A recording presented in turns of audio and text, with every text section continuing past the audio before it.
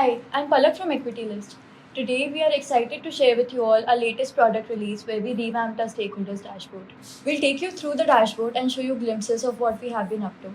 I'm here with my colleagues Rishabh and Kashish, so let's dive right into it. So, Kashish, could you tell us a little bit more about the idea behind this revamp?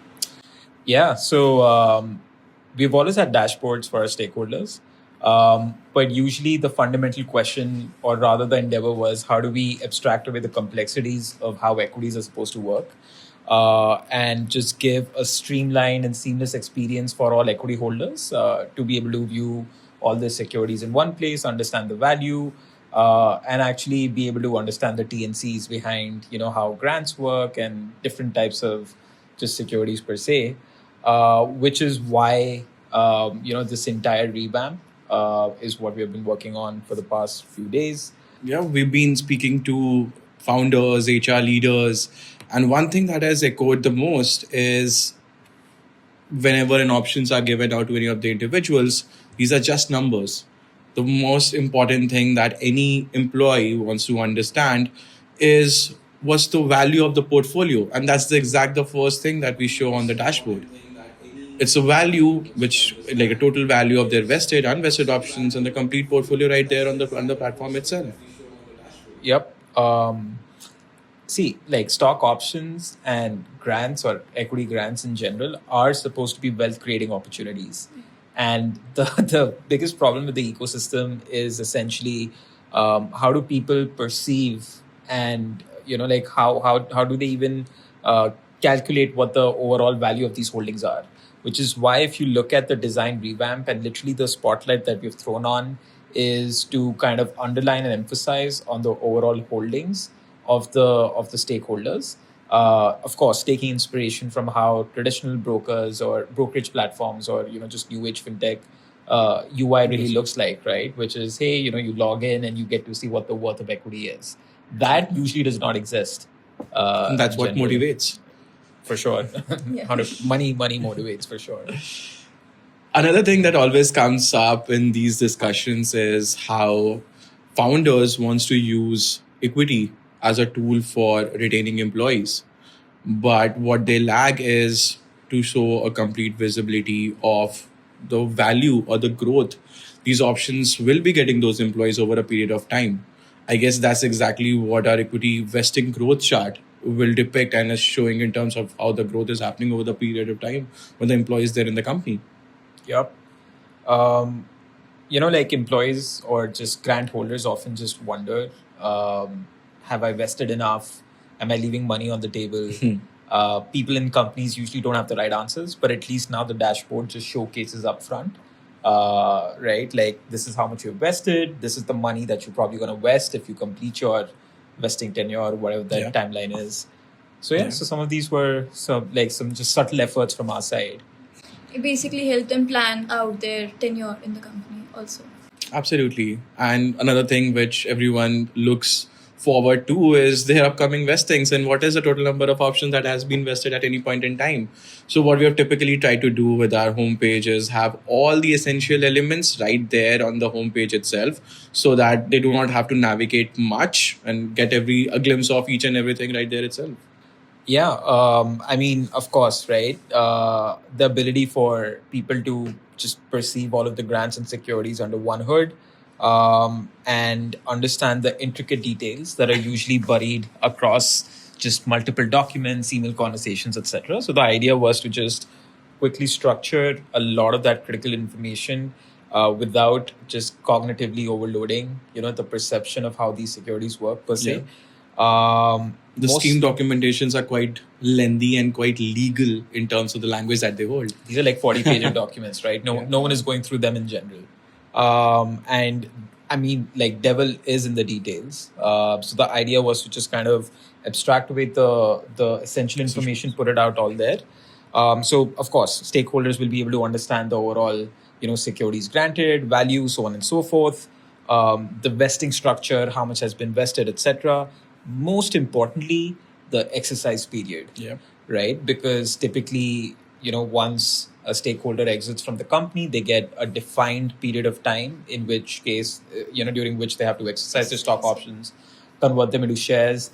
and there are different TNCs attached to them. This is, I would say, one of the most important features because Yeah. most of the grant letters, they do not typically capture these details in the grant Yeah. letter itself. So having a visibility gets, solves the purpose.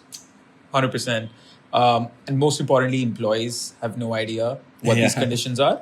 So the idea was to just like kind of put it out here, and of course the usual run of the mill, right? Like the attached documents, the ledger of transactions, and just kind of encapsulating that entire breakdown, like pretty much like an account statement, but at a grant level.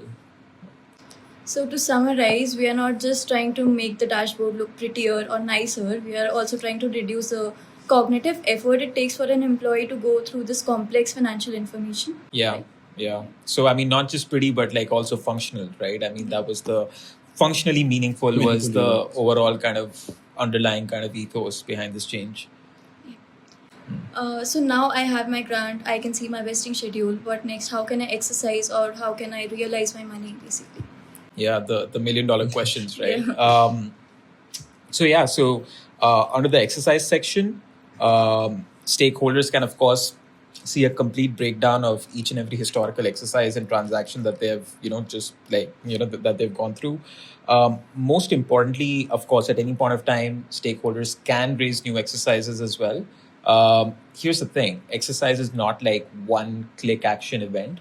There are different processes that needs to be followed. The company has to approve exercises. There needs to be payments. There's different teams which are getting involved. It's not Different teams are just getting involved. one team's ownership for this. Right? You have the finance team reconciling the payments. Then you have teams overall just ensuring that the exercise letters are executed and therefore the shares are allotted. And with like quick previews at any point of time, employees will be able to understand where in the process are they exactly, what is the next step. But of course, they could always just like go into the details of a particular exercise, understand what are the different conditions, so on and so forth, right? And like if payments need to be made, then what are the breakout structures, etc. So all of that information is there. And by the way, they can make the payments directly through the platform. Yep. Yeah, right. So just like quick settlement at the company's end, just streamlining and just making that process blazing fast.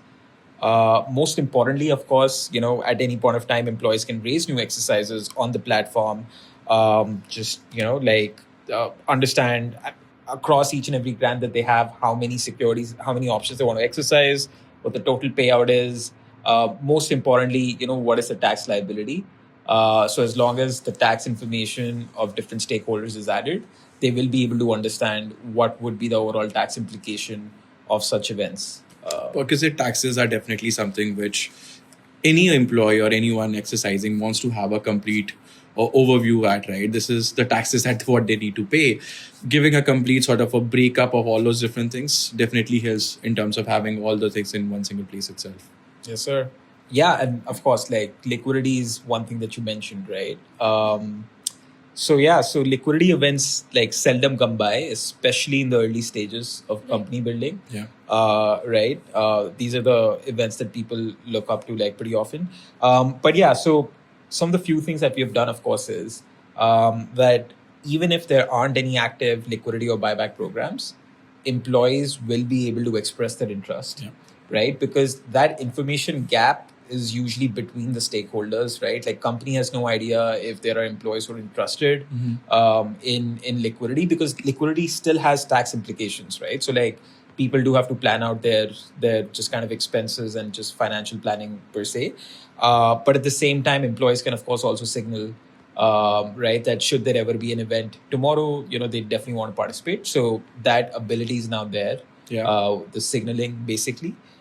And the calculator, right? That's a right stimulator right there itself for anyone to just play around, understand what the tax is or what would they be, like what the total growth would be that they typically would be getting out of this in the liquidation event. Yeah. So, I mean, we've tried to simulate like real life scenarios as much as possible. Like what the fair discount, what the FMV discount could be, so on and so forth, what the company's growth trajectory could be. So just employees or just option holders get a fair sense of idea that what could liquidity look like, and after deducting like tax implications, what could be the net payouts. So this basically comes from the fact that we are trying to make a paradigm shift from the misconception that ESOPs are just paper money. Yeah. So Yeah. with this simulator, they can also see that what are the actual cash outflows that they might get in case a liquidity event happens. Basically, yeah. Yeah. I mean, of course, a lot of these are estimates, but as Yeah. you rightly said, it gives a fair idea. Yeah. And, at the same time, of course, we've tried to embed a lot of information, like just information oriented material throughout the platform. So if people want to understand about buybacks and just, such programs, they very well can. Okay, so what else can an employee do? Let's say if I want to add my beneficiary details or if I want to add my demat account details, like when an exercise is coming up. So how can I do that? Right. So with this release, we actually wanted to give a lot more customization and control over the account to the users directly. So essentially, under the user settings, you could add like the important information. For example, your personal email. Basically, just access to the securities will be transferred post, let's say, you exit the company, etc.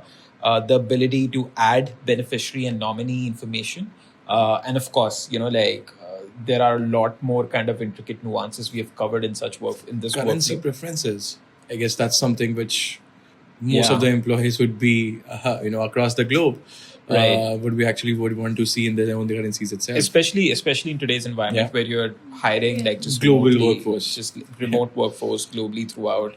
The tax residency as a status keeps changing Yeah. literally on annual basis for a lot of folks. So the ability for them to view these holdings in their preferred currency, and of course for the companies to also get a sense and act on it if should they have to.